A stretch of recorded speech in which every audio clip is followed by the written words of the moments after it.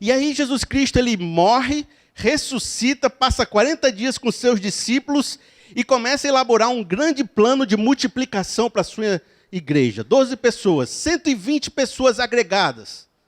Aí ele diz o seguinte: pessoal, eu estou indo me embora agora, mas eu tenho um plano para vocês.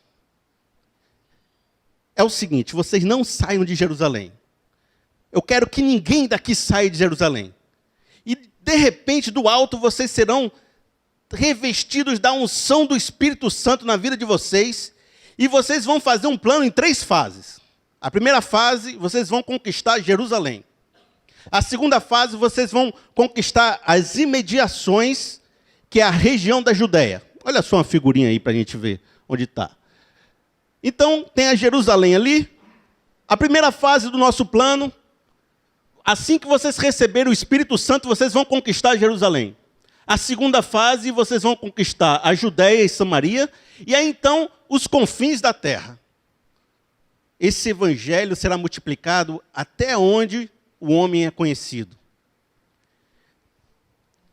E por que não sair de Jerusalém? Porque naquele momento, na festa de Pentecostes, 50 dias depois da ressurreição, era o momento onde Jerusalém estaria mais abarrotada de gente. E viriam pessoas de todas as nações para a festa de Pentecostes.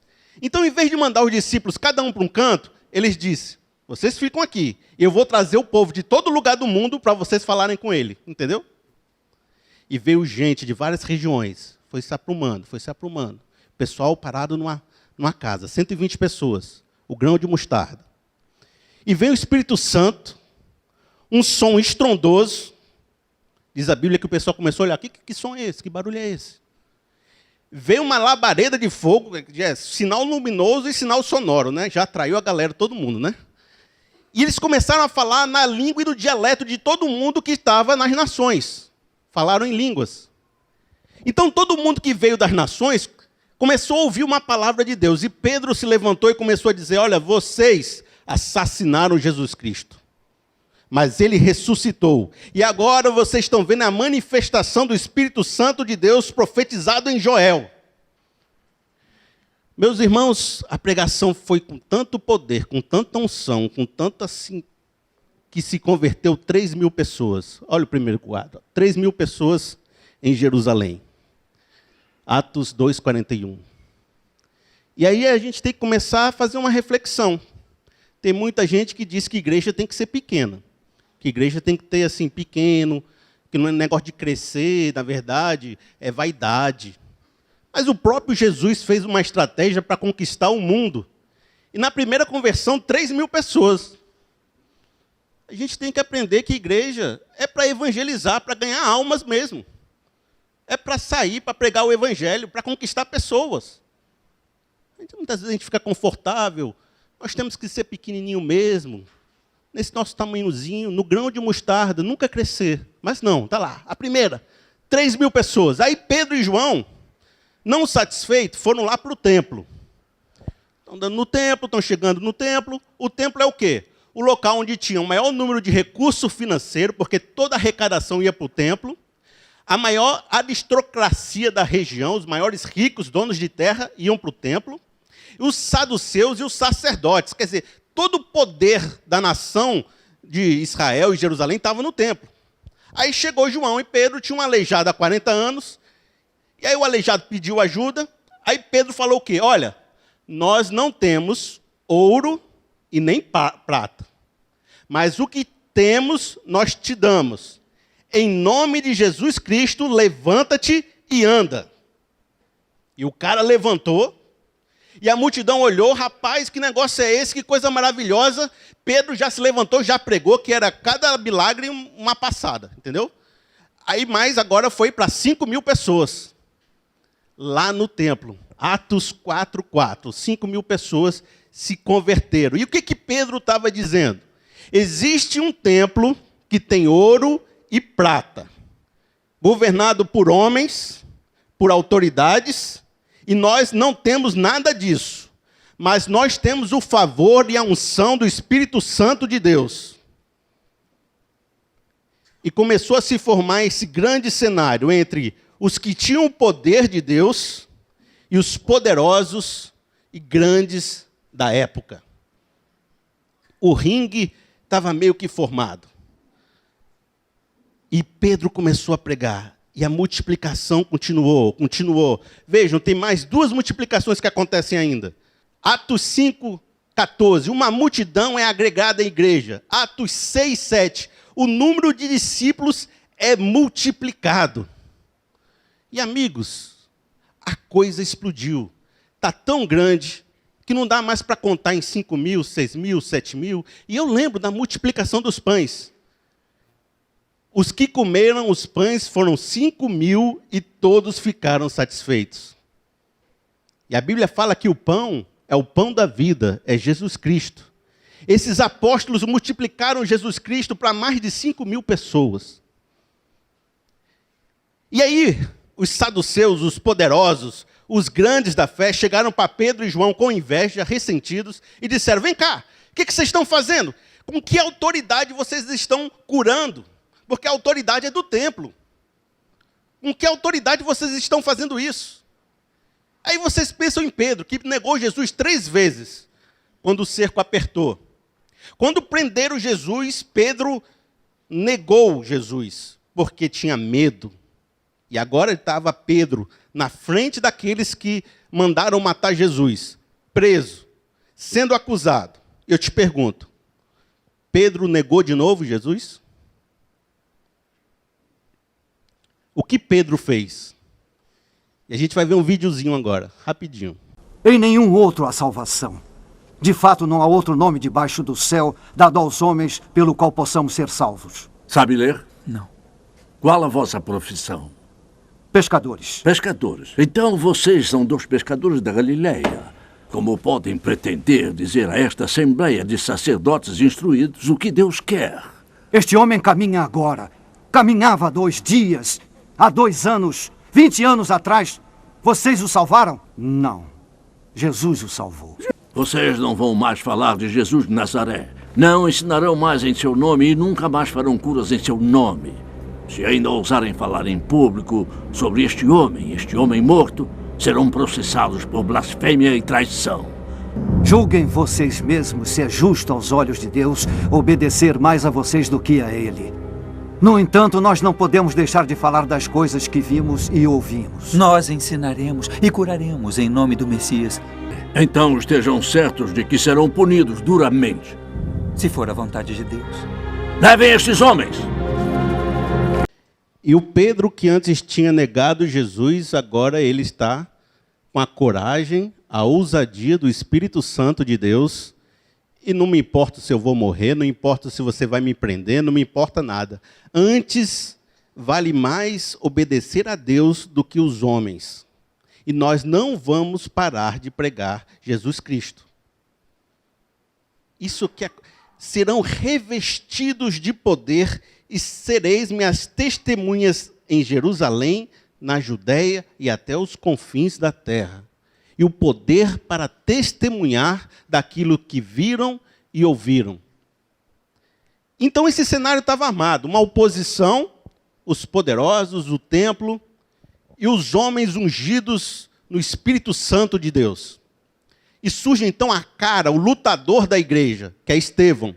Estevão, na Bíblia, se você for ler sobre a vida dele, ele era o cara mais cheio, mais ungido do Espírito Santo de Deus, de tal forma que o rosto dele parecia o rosto de um anjo. As pessoas falavam com ele e se admiravam quando ele pregava. Ninguém podia resistir. A sua palavra era tão forte que você só tinha 2 opções. Ou você cria, ou você odiava. Porque não tinha mais o que fazer. A palavra de Estevão era forte demais. E aí, os poderosos, eles subornaram os guardas para darem falsos testemunhos de Estevão, prenderam Estevão, levaram até o Sinédrio. E aí, vem o lutador da oposição, é o Paulo. O Paulo é o rosto da oposição. O Paulo ele vai encarnar o ódio e a raiva contra tudo que se chama Cristo nesse momento. E ele vai ser o martelo do Sinédrio, dos saduceus, dos poderosos. Eu tenho 3 versículos de Paulo para você agora, que representa aquilo que foi o seu sentimento e a sua ação naquela hora. Primeiro versículo 7:58. Arrastaram para fora da cidade. Quem arrastou? O que foi que aconteceu? O Estevão foi arrastado para fora da cidade porque ele falava de uma tal forma que quiseram linchá-lo. O Sinédrio não tinha poder para matá-lo. Teria que haver um julgamento e só o Império Romano poderia matar Estevão. Mas o que está acontecendo aqui é um linchamento, porque não aguentavam mais Estevão falando. Aí arrastaram Estevão para fora da cidade, quem estava coordenando era Paulo. E começaram a apedrejá-lo. As testemunhas deixaram seus mantos aos pés de um jovem chamado Saulo. Atos 8:3 diz, e Saulo assolava a igreja, entrando pelas casas e arrastando homens e mulheres, e os encerravam na prisão. Esse assolar é um termo grego que fala sobre como um predador que despedaça a sua vítima. O Paulo, ele era chamado de exterminador. Olha só os adjetivos que a Bíblia usa para Paulo. Diz assim, ó, açoites, extermínio, prisão, assolamento, tortura, julgamentos falsos, ameaças de morte. Esse cara, se a gente vivesse hoje, só de citar o nome dele, haveria uma multidão correndo. Porque ele encarnava o mal, ele encarnava a perseguição. E aí, quando ele começou a ter um certo sucesso em Jerusalém, e viu que as pessoas estavam fugindo, ele falou, esse pessoal não pode fugir não, eu vou atrás deles. Aí tem um versículo que diz, 9:1. Enquanto isso, Saulo ainda respirava ameaças de morte contra os discípulos do Senhor, dirigindo-se ao sumo sacerdote. Então ele vai pedir cartas para autorização, para perseguir tudo que é cristão em todo canto que ele pudesse. O versículo diz, ele respirava ameaças de morte. E você pensa, o plano de Jesus falhou. Recebereis poder para ser minhas testemunhas em Jerusalém, na Judéia e até os confins da terra. Mas agora, diante da força do homem, do dinheiro do templo, dos saduceus, o plano de Jesus falhou. Falhou. E aí o que aconteceu? E agora, por causa da perseguição de Paulo, que parecia estar sendo bem sucedida, todos os discípulos que estavam concentrados em Jerusalém saíram pregando o evangelho por toda a Judéia e Samaria. Fase 2 completa. Jerusalém, Judéia e Samaria conquistadas pelo evangelho de Jesus. Nessa parte é quando Filipe chega lá em Samaria, começa a pregar, o povo começa a se converter, vem Pedro e João, falam da palavra de Deus, o Espírito Santo desce e eles novamente começam a falar em outras línguas, testemunhando que agora Samaria já tinha a presença do Espírito Santo de Deus. Fase 2 completa. E uma vez que o propósito de Paulo tinha sido cumprido, vem Atos 9:3, que diz, em sua viagem, quando se aproximava de Damasco, isso aqui é Paulo, indo atrás das pessoas que estavam pregando o evangelho, de repente brilhou ao seu redor uma luz vinda do céu. Ele caiu por terra e ouviu uma voz que lhe dizia, Saulo, Saulo, por que você me persegue? Então, no momento onde Jesus percebeu que o trabalho de Paulo como perseguidor estava pronto, e agora Paulo estava indo perseguir todo mundo ali pela Judéia, Jesus apareceu para ele e falou, olha agora, Paulo, a sua história acabou a partir de agora. Ele caiu do cavalo. Há um basta para a perseguição agora. Acabou. Não quero mais você perseguindo ninguém. Quando você persegue a minha igreja, você me persegue. E a gente começa a perceber que Deus nunca teve uma perca do controle. Ele sempre estava no controle de tudo que estava acontecendo.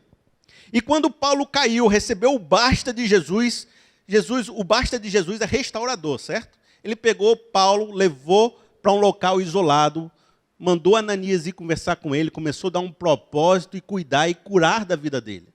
Então agora esse grande perseguidor enfurecido, esse touro indomável, foi levado para a geladeira para ser cuidado.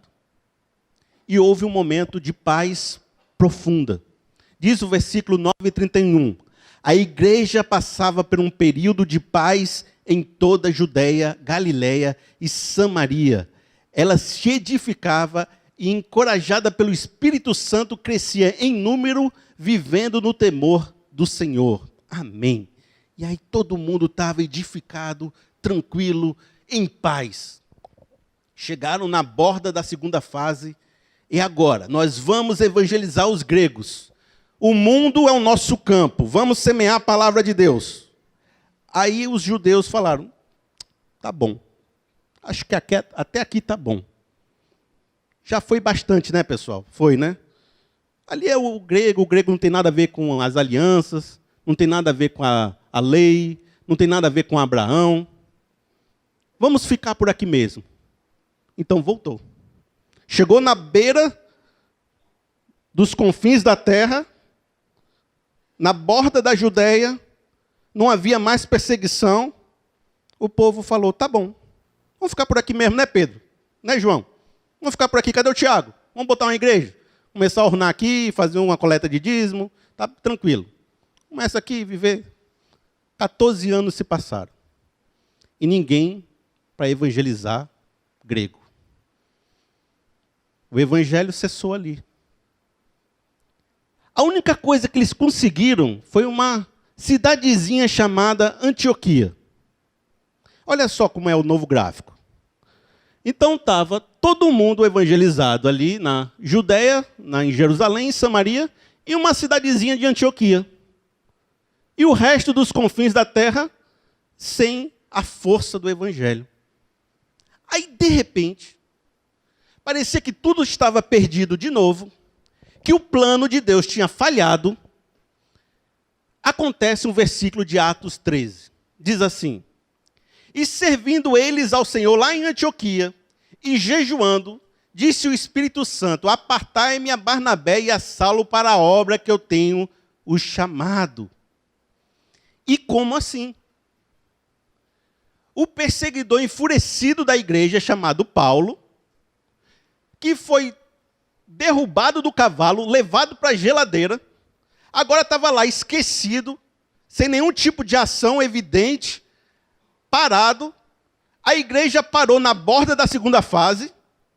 E agora quem é que vai continuar esse trabalho? É o cara que tinha perseguido a igreja, que estava parado e esquecido, e foi levado lá para Antioquia. Aí o Espírito Santo diz, agora, meu irmão, eu vou trazer o meu coringa, que é o Paulo. E por que o Paulo? O que Paulo tem que faria ele ser o cara, o líder da igreja a partir de agora? O que tem a ver a missão do Paulo com a missão de Jesus Cristo nesse momento? Você não tem como perceber o que Deus está fazendo olhando para o futuro. Mas quando você olha para trás, você começa a ver tudo que Deus fez e como Ele foi construindo a sua história para que naquele momento você pudesse ser usado. É a mesma coisa que Paulo diz no seguinte versículo, Gálatas 1:15. Mas Deus me separou desde o ventre materno e me chamou por sua graça quando lhe agradou. Percebeu que Paulo tem uma consciência de que ele era usado por Deus desde o ventre da mãe dele, que tudo o que aconteceu na vida dele tinha um propósito, desde o seu nascimento, do seu lugar de origem, da maneira como ele foi criado, crescido, e até suas dores e seus traumas, eram tudo sendo construído por Deus para que ele fosse esse homem usado, chamado e trabalhado.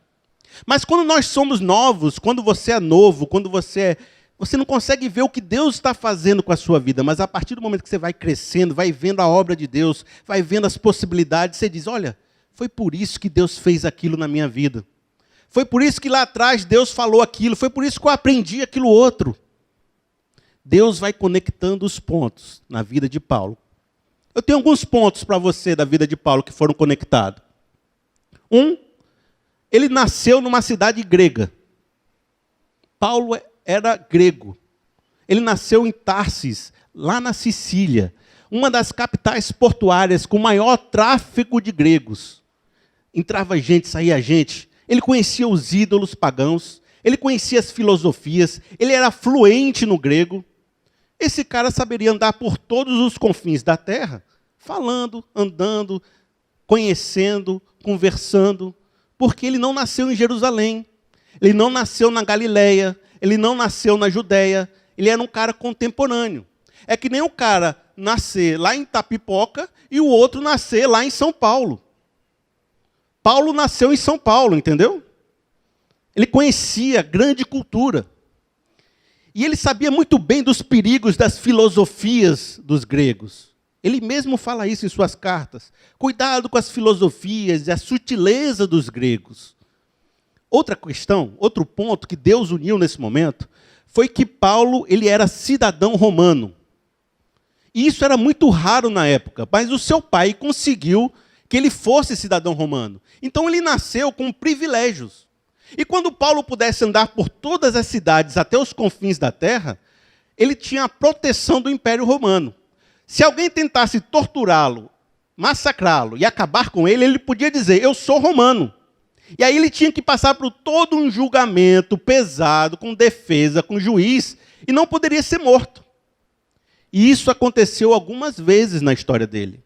Ele não só sabia andar no meio dos gregos, como ele tinha proteção do Império Romano.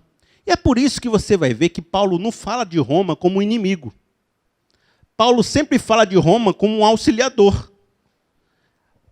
Meu povo, obedeçam às autoridades, porque elas foram constituídas para o bem de vocês. Isso é Paulo falando.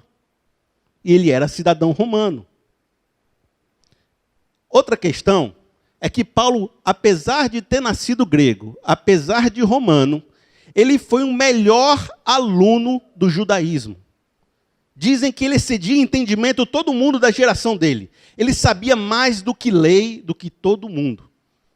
E Deus chamou esse cara tão letrado, tão conhecido em tudo quando foi lei, porque ele ia ser o elo de ligação entre o judaísmo e o cristianismo. Foi Paulo que escreveu a carta de Gálatas, falando da salvação pela fé e pela graça. Foi Paulo que escreveu Romanos, um tratado, o primeiro tratado teológico da igreja. O cara altamente consciente do que é a lei. Ele falava do que ele sabia e do que ele entendia. Quarto ponto, ele era um fazedor de tendas, autossuficiente. Todo judeu aos 13 anos aprende uma profissão. A profissão de Paulo era muito útil, porque todo o Império Romano fazia e usava as tendas para a locomoção. Então, aonde Paulo chegava, ele tinha emprego. Ele tinha como se sustentar. Então, ele tinha capacidade financeira, liberdade de andar entre os gregos, proteção, conhecimento da lei. Quinto, ele não tinha lugar nem em Jerusalém, nem na Judéia. Porque como ele foi perseguidor da igreja, os cristãos não recebiam ele. E os judeus não queriam mais saber dele. Então, ele era o cara que não podia evangelizar Jerusalém. E ele não podia evangelizar a Judéia. Ele tinha que ficar fora, lá em Antioquia. Entendeu? Então, ele já não podia voltar para trás, para o templo. O único lugar que ele podia ir é para frente. E ele dizia, esquecendo das coisas que para trás ficam, prossigo para o alvo da minha soberana vocação.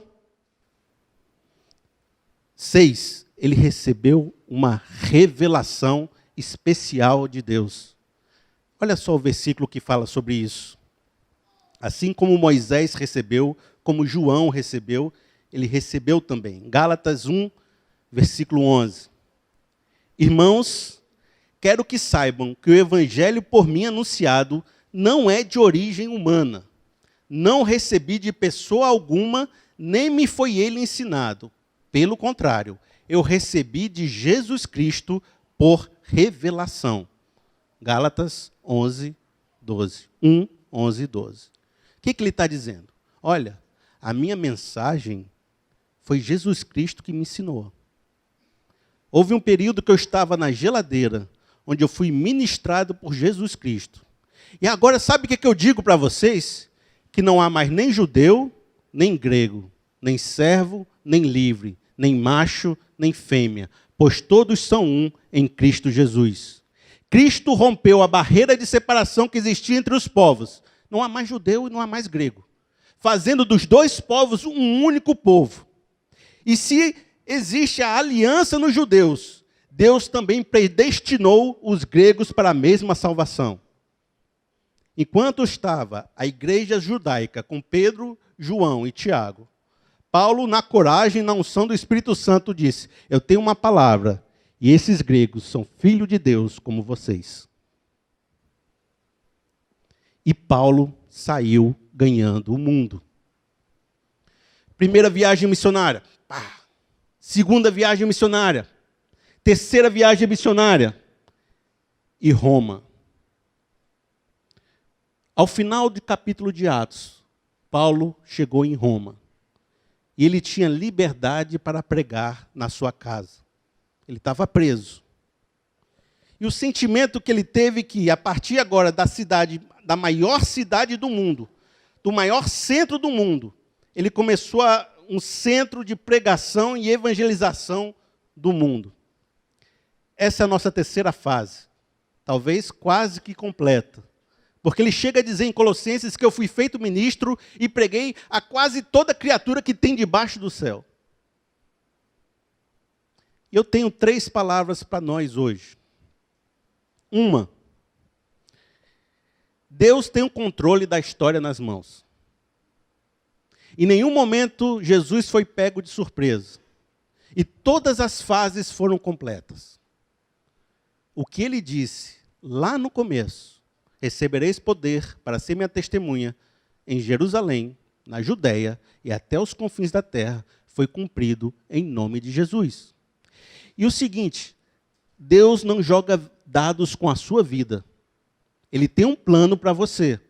E o que ele planejou, ainda que haja uma perseguição, será cumprido. Segundo, o que nós podemos aprender sobre isso? No tempo certo, ele vai conectar os pontos da sua vida. E muitas vezes você não sabe o que Deus está fazendo na sua vida. Mas no tempo certo, tudo vai fazer sentido. Jesus começou seu ministério com 30 anos. Moisés começou com 80. E às vezes a gente não sabe o que Deus está fazendo. Mas na hora certa, você vai estar em oração, vai vir o Espírito Santo sobre você, uma unção poderosa, você vai ganhar uma ousadia e você vai pensar: Deus me preparou para esse momento.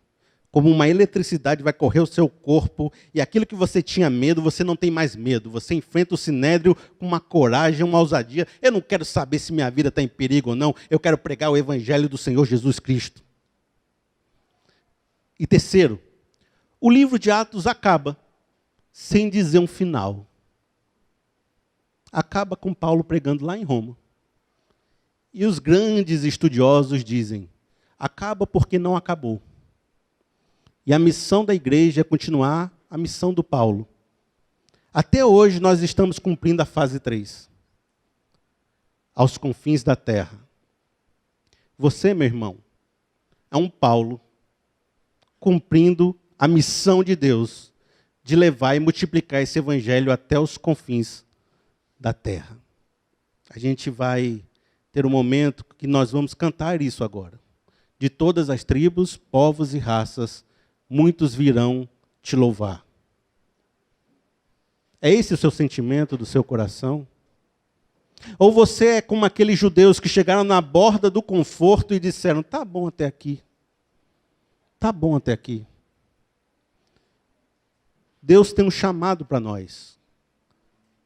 Um chamado às nações, de todas as tribos, povos e raças. A gente precisa de Paulos e Barnabés se levantando para pregar o evangelho a toda criatura. Nós vamos cantar isso. Hoje eu fiz essa grande geral. Uma grande geral no livro de Atos. A partir dos próximos domingos eu vou estar trabalhando episódios específicos e mensagens específicas. Mas agora a gente pode ficar de pé, vamos cantar esse corinho. É tão bonito, de todas as tribos, povos e raças.